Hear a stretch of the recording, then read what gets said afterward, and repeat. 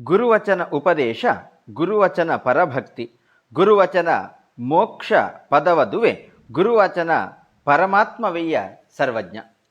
ಎಲ್ಲರಿಗೂ ನಮಸ್ಕಾರ.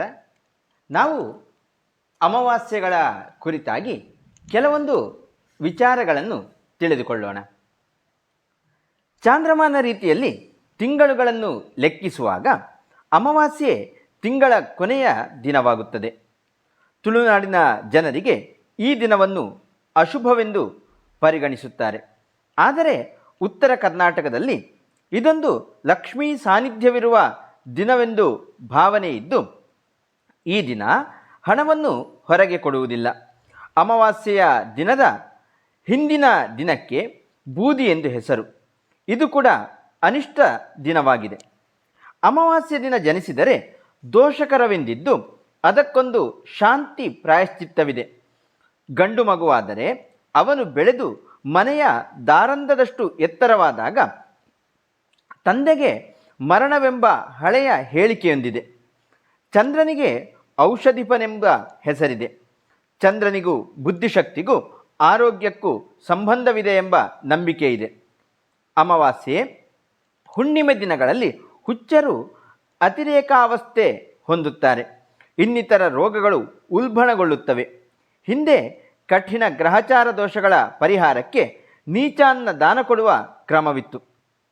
ಇದನ್ನು ಅಮಾವಾಸ್ಯೆಯ ದಿನ ಮೈ ತಲೆಗಳಿಗೆ ಹಚ್ಚಲು ಎಣ್ಣೆ, ಬೂದುಗುಂಬಳದ ಪದಾರ್ಥ, ಅನ್ನ, ಕಪ್ಪು ವಸ್ತ್ರಗಳು ಒಳಗೊಂಡಂತಹ ದಾನ ಇದಾಗಿರುತ್ತಿತ್ತು. ಇತ್ತೀಚೆಗೆ ಇಂತಹ ಕ್ರಮಗಳು ಮರೆಯಾಗುತ್ತಾ ಬಂದಿವೆ. ನಾಟಿ ಮದ್ದಿಗೆ ಬೇಕಾದ ಕೆಲವು ಬೇರುಗಳನ್ನು ಅಮಾವಾಸ್ಯೆ, ಅದರಲ್ಲೂ ಸೂರ್ಯಗ್ರಹಣ ಸಮ್ಮಿಳಿತವಾದ ದಿನ ಅಗೆದು ತೆಗೆದರೆ ಅಧಿಕ ಪರಿಣಾಮಕಾರಿ ಎಂದು ಹೇಳುತ್ತಾರೆ. ನಮ್ಮ ಶಾಸನ ಸಾಹಿತ್ಯಗಳಲ್ಲೂ ಅಮಾವಾಸ್ಯೆಯ ಕುರಿತಾದಂತಹ ಕೆಲವೊಂದು ಉಲ್ಲೇಖಗಳು ನಮಗೆ ಕಂಡುಬರುತ್ತವೆ. ಅಮಾವಾಸ್ಯೆ ದಿನವನ್ನು ಅಶುಭವೆಂದು ಭಾವಿಸಿದಂತೆ ಅದನ್ನು ಪುಣ್ಯಕಾಲ, ಪರ್ವದಿನವೆಂದು ಕೆಲವೆಡೆ ಹೇಳಲಾಗಿದೆ. ಸೂರ್ಯಗ್ರಹಣದ ಅಮಾವಾಸ್ಯೆ ಮತ್ತಷ್ಟು ಪವಿತ್ರವೆಂದಿದೆ. ಕರ್ನಾಟಕದ ಶಾಸನ ಸಂಪುಟಗಳನ್ನು ಅವಲೋಕಿಸಿದಾಗ ಬಹುವಂಶ ದತ್ತಿ ಶಾಸನಗಳು ಅಮಾವಾಸ್ಯೆ, ಸೂರ್ಯಗ್ರಹಣದಂದು ನೀಡಲ್ಪಟ್ಟಿವೆ. ಬಪ್ಪನಾಡು ದೇವಸ್ಥಾನಕ್ಕೆ ಸಂಬಂಧಿಸಿದ ಒಂದು ಶಾಸನದಲ್ಲಿ ಅಮಾವಾಸ್ಯೆ ಮೃಗಶಿರ ನಕ್ಷತ್ರದ ಪುಣ್ಯಕಾಲ ಎಂದು ಹೇಳಲಾಗಿದೆ. ಬಸರೂರಿನ ಒಂದು ಶಾಸನದಲ್ಲಿ ದ್ವಾದಶಿ ಇಬ್ಬರು, ಪ್ರದೋಷಕ್ಕೆ ಇಬ್ಬರು, ಅಮಾವಾಸ್ಯೆಗೆ ಇಬ್ಬರು ಎಂದಿದ್ದರೆ, ಮತ್ತೊಂದು ಶಾಸನದಲ್ಲಿ ಅಮಾವಾಸ್ಯೆ ದ್ವಾದಶಿಗೆ, ದೋಸೆಗೆ ಉದ್ದು ಮುಡಿ ಒಂದು ಎಂದು ಉಲ್ಲೇಖಿಸಲಾಗಿದೆ. ಬಾರಕೂರಿನ ಒಂದು ಶಾಸನದಲ್ಲಿ ಸೋಮನಾಥ ದೇವರ ಸನ್ನಿಧಿಯಲ್ಲಿ ಸೋಮವಾರ ಅಮಾವಾಸ್ಯೆ ಪುಣ್ಯಕಾಲದಲ್ಲೂ ಎಂದು ಹೇಳಲಾಗಿದ್ದರೆ, ಅಲ್ಲಿಯ ಇನ್ನೊಂದು ಶಾಸನದಲ್ಲಿ ವಿಕ್ರಮ ಸಂವತ್ಸರದ ಆಷಾಢ ಬಹುಳ ಅಮಾವಾಸ್ಯೆ ಸೋಮವಾರ ಎಂದು ಹೇಳಲಾಗಿದೆ. ಶೃಂಗೇರಿಯ ಒಂದು ಶಾಸನದಲ್ಲಿ ಹುಣ್ಣಿಮೆ, ಅಮಾವಾಸ್ಯೆ ದೀಪ್ತಿ ಹಣ್ಣುಕಾಯಿ ಎಂಬ ಉಲ್ಲೇಖಗಳಿದೆ. ಭಟ್ಕಳದ ಒಂದು ಶಾಸನ ಪ್ರಜಾಪತಿ ಸಂವತ್ಸರದ ಮಾರ್ಗಶಿರ ಬಹುಳ ಅಮಾವಾಸ್ಯೆ ಶನಿವಾರ ಎಂಬ ಉಲ್ಲೇಖವನ್ನು ಹೊಂದಿದೆ.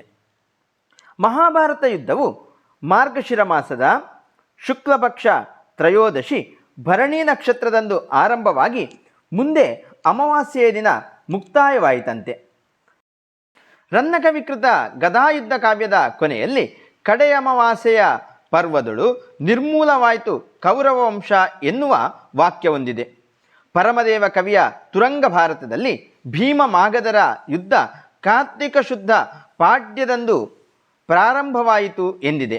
ಹಾಗಾಗಿ ಭೀಮ ಕೃಷ್ಣಾರ್ಜುನರು ಹಿಂದಿನ ದಿನ ಆಶ್ವಿಜ ಅಮಾವಾಸ್ಯೆಯೆಂದು ಅಲ್ಲಿಗೆ ಹೋಗಿದ್ದರೆಂದು ನಾವು ಊಹಿಸಬಹುದು.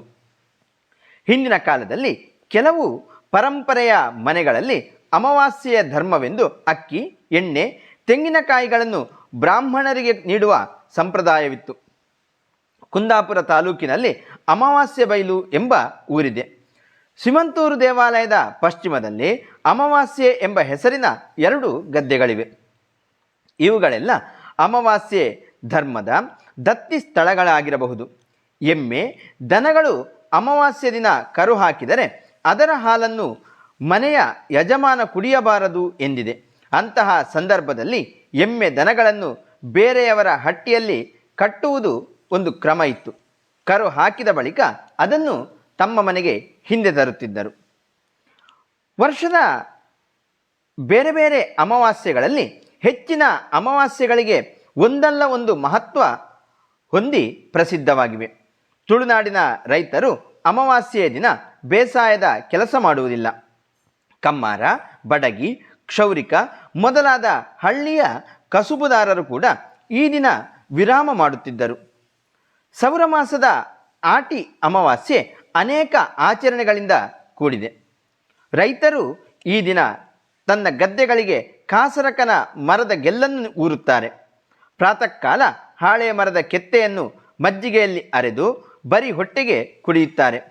ಅಂದು ನೂರಾರು ಬಗೆಯ ಮದ್ದಿನ ಸತ್ವಗಳು ಹಾಳೆ ಮರದಲ್ಲಿ ಸನ್ನಿಹಿತವಾಗಿರುತ್ತವೆ ಎಂದು ತಲೆಮಾರಿನಿಂದ ಬಂದ ನಂಬಿಕೆ.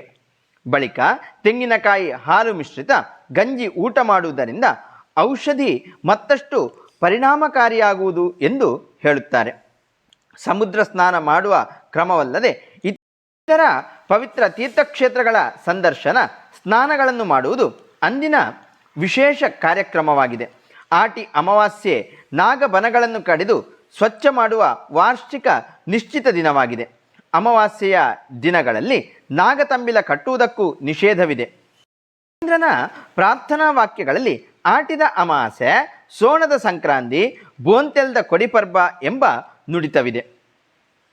ತುಳುನಾಡನ್ನು ಹೊರತು ಉಳಿದ ಪ್ರದೇಶಗಳಲ್ಲಿ ಈ ಅಮಾವಾಸ್ಯೆಯನ್ನು ಭೀಮನ ಅಮಾವಾಸ್ಯೆ ಎಂದು ಆಚರಿಸುತ್ತಾರೆ.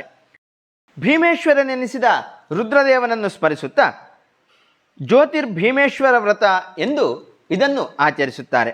ಹಾಗೆಯೇ ಈ ಆಟಿ ಅಮಾವಾಸ್ಯೆಯನ್ನು ದೀವಿಗೆ ಅಮಾವಾಸ್ಯೆ ಎಂದೂ ಸಹ ಕರೆಯಲಾಗುತ್ತದೆ. ಶ್ರಾವಣ ಮಾಸದ ಅಮಾವಾಸ್ಯೆಯ 4ನೆಯ ದಿನ ಗಣೇಶ ಚತುರ್ಥಿ ಹಬ್ಬ ಬರುತ್ತದೆ. ಭಾದ್ರಪದ ಮಾಸದಲ್ಲಿ ಮಹಾಲಯ ಅಮಾವಾಸ್ಯೆ ಅಥವಾ ಸರ್ವಪಿತೃ ಅಮಾವಾಸ್ಯೆ ಬರುತ್ತದೆ. ಅಮಾವಾಸ್ಯೆ ಪಿತೃ ಸಂಬಂಧಿತ ದಿನವೆಂಬುದು ಆಶಯ ಇಲ್ಲಿ ಸೂಚಿತವಾಗಿದೆ. ಪಿತೃಗಳ ಸದ್ಗತಿಗಾಗಿ 12 ಅಮಾವಾಸ್ಯೆ ಸ್ನಾನ ಮಾಡಿ ತಿಲ ಹೋಮಾದಿಗಳನ್ನು ಮಾಡಿಸುವ ಕ್ರಮ ರೂಢಿಯಲ್ಲಿದೆ. ಮಹಾಲಯ ಅಮಾವಾಸ್ಯೆಯ ಮರುದಿನ ನಾಡಹಬ್ಬ, ಸಡಗರದ ನವರಾತ್ರಿ ಪ್ರಾರಂಭವಾಗುತ್ತದೆ. ದೀಪಾವಳಿ, ಧನಲಕ್ಷ್ಮೀ ಪೂಜೆ, ನರಕ ಚತುರ್ದಶಿ ಹಬ್ಬಗಳು ಆಶ್ವಯುಜ ಮಾಸದ ಅಮಾವಾಸ್ಯೆಯ ಅವಧಿಯಲ್ಲಿ ಇರುತ್ತವೆ. ತೈಲಾಭ್ಯಂಗ, ಬಲೀಂದ್ರ ಪೂಜೆ, ಧನಲಕ್ಷ್ಮೀ ಪೂಜೆ, ದೇವಾಲಯಗಳಲ್ಲಿ ರಂಗಪೂಜೆಗಳು ದೀಪಾವಳಿಯ ವಿಶೇಷ ಕಾರ್ಯಕ್ರಮಗಳಾಗಿವೆ. ನಿತ್ಯ ಬಲಿ ಇರುವ ದೊಡ್ಡ ದೇವಾಲಯಗಳಲ್ಲಿ ದೀಪಾವಳಿಗೆ ಬಲಿ ಹೊರಡಲು ಪ್ರಾರಂಭವಾಗುವುದು ಪೂರ್ವ ಪದ್ಧತಿ. ವೃಷಭ ಮಾಸದ ಪತ್ತನಾಜೆ ದಿನ ಬಲಿ ಒಳಗಾಗುವುದು ಎಂದರೆ ಮುಂದೆ ದೀಪಾವಳಿಯವರೆಗೆ ಬಲಿ ಹೊರಡಲಕ್ಕಿಲ್ಲ. ಹಳೆಯ ಕ್ರಮದಲ್ಲಿ ಅಂಗಡಿಯಲ್ಲಿ ಮಾಡಿದ ಸಾಲವನ್ನು ದೀಪಾವಳಿಗೆ ಚುಕ್ತ ಮಾಡಬೇಕು ಎಂದಿತ್ತು. ಧರ್ಮಸ್ಥಳ, ಕದ್ರಿ ಮೊದಲಾದ ಸುಪ್ರಸಿದ್ಧ ದೇವಾಲಯಗಳಲ್ಲಿ ಮಾತ್ರವಲ್ಲದೆ ಕೆಲವು ಬೇರೆ ದೇವಾಲಯಗಳಲ್ಲೂ ಕೂಡ ದೀಪೋತ್ಸವ ಜರುಗುವ ಕಾರ್ತಿಕ ಅಮಾವಾಸ್ಯೆಗೆ ದೀಪದ ಅಮಾವಾಸ್ಯೆ ಎಂಬ ಪ್ರತ್ಯೇಕ ನಾಮಧೇಯವಿದೆ. ಮಾರ್ಗಶಿರ ಮಾಸದ ಎಳ್ಳಮಾವಾಸ್ಯೆ ಒಂದು ಉತ್ಸವದಂತೆ ಆಚರಿಸಲ್ಪಡುತ್ತದೆ. ಅಂದು ಲಕ್ಷೋಪಲಕ್ಷ ಜನ ಸಮುದ್ರ ಸ್ನಾನ ಮಾಡುತ್ತಾರೆ. ಸಮುದ್ರ ತೀರದ ದೇವಾಲಯಗಳಿಗೆ ಹೋಗಿ ಪ್ರಸಾದ ಸ್ವೀಕರಿಸುತ್ತಾರೆ. ಕೆಲವು ದೇವಾಲಯಗಳಲ್ಲಿ ಸಂತರ್ಪಣೆಗಳಿರುತ್ತವೆ. ನಾಡಿನಾದ್ಯಂತ ಪ್ರಸಿದ್ಧವಾದ ಶಿವರಾತ್ರಿಯ 3 ದಿನಗಳಲ್ಲಿ ಒಂದು ದಿನ ಮಾಘ ಮಾಸದ ಅಮಾವಾಸ್ಯೆ ಎಂದು ಬರುತ್ತದೆ. ಫಾಲ್ಗುಣ ಮಾಸದ ಅಮಾವಾಸ್ಯೆ ವರ್ಷದ ಕೊನೆಯ ದಿನ. ಅದರ ಮರುದಿನ ಚಾಂದ್ರಮಾನ ಯುಗಾದಿ. ಹಿಂದೆ ಭೂಮಾಲೀಕರಿಗೆ, ಒಕ್ಕಲುಗಳಿಗೆ ಸಲ್ಲಿಸಬೇಕಾಗಿದ್ದ ಗೇಣಿಗಳನ್ನು ಫಾಲ್ಗುಣ ಮಾಸದ ಅಮಾವಾಸ್ಯೆಯ ಒಳಗೆ ಸಲ್ಲಿಸಿ ರಶೀದಿ ಪಡೆಯಬೇಕು ಎಂಬ ಒಕ್ಕಣೆ ಗೇಣಿ ಚೀಟಿಗಳಲ್ಲಿ ನಮೂದಿಸಲ್ಪಡುತ್ತಿತ್ತು. ಸ್ಥಳವನ್ನು ದನಿಗೆ ಬಿಟ್ಟುಕೊಡಲು ಇದು ಪರಮಾವಧಿಯ ದಿನವಾಗಿತ್ತು. ಪಂಚಾಂಗಗಳಲ್ಲಿ ಉಲ್ಲೇಖವಾದ ಸೋಮವತಿ ಅಮಾವಾಸ್ಯೆ ಎಂದರೆ ಸೋಮವಾರದಂದು ಪ್ರಾತಃ ಕಾಲ ಅಮಾವಾಸ್ಯೆ ಒದಗಿದರೆ ಅದು ಸೋಮಾವತಿ ಅಮಾವಾಸ್ಯೆ. ಇಂತಹ ಅಮಾವಾಸ್ಯೆಯ ಕಾಲದಲ್ಲಿ ಅಶ್ವತ್ಥ ವೃಕ್ಷಕ್ಕೆ 12 ಪ್ರದಕ್ಷಿಣೆ ಬಂದು ನಮಿಸಿದರೆ ಪುಣ್ಯದಾಯಕ ಎಂಬುದಾಗಿ ನಮ್ಮ ನಂಬಿಕೆ. ಭೌಮಾವತಿ ಅಮಾವಾಸ್ಯೆ ಎಂದರೆ ಮಂಗಳವಾರದಂದು ಅಮಾವಾಸ್ಯೆ ಬಂದರೆ ಅದು. ಆ ದಿನ ಅಮಾವಾಸ್ಯೆ ಬಂದರೆ ದುರದೃಷ್ಟ ಕಡಿಮೆಯಾಗುತ್ತದೆ ಎಂದು ಹೇಳುತ್ತಾರೆ. ಹಾಗೆಯೇ ನಮ್ಮ ನಂಬಿಕೆಗಳಲ್ಲಿರುವಂತಹ ಇನ್ನೊಂದು ಅಮಾವಾಸ್ಯೆ ಶನಿ ಅಮಾವಾಸ್ಯೆ. ಈ ಶನಿ ಅಮಾವಾಸ್ಯೆ ಶನಿವಾರದಂದು ಬಂದಾಗ ಆಗುತ್ತದೆ. ಇಂತಹ ದಿನಗಳಲ್ಲಿ ಈ ಅಮಾವಾಸ್ಯೆಯ ಪ್ರಭಾವದಿಂದ ಗ್ರಹಗಳ ಕೆಟ್ಟ ದೃಷ್ಟಿ ನಮ್ಮ ಮೇಲೆ ಕಡಿಮೆಯಾಗುತ್ತದೆ ಎಂಬ ನಂಬಿಕೆಯು ನಮ್ಮಲ್ಲಿದೆ. ಅಧ್ಯಯನದಿಂದ ಅಮಾವಾಸ್ಯೆಗಳ ಕುರಿತಾಗಿ ಇನ್ನಷ್ಟು ವಿಷಯಗಳನ್ನು ನಾವು ಸಂಗ್ರಹಿಸಬಹುದಾಗಿದೆ. ನಮಸ್ಕಾರ. ಇನ್ನಷ್ಟು ವಿಚಾರಗಳೊಂದಿಗೆ ಮತ್ತೆ ನಿಮ್ಮ ಮುಂದೆ ಬರುತ್ತೇನೆ.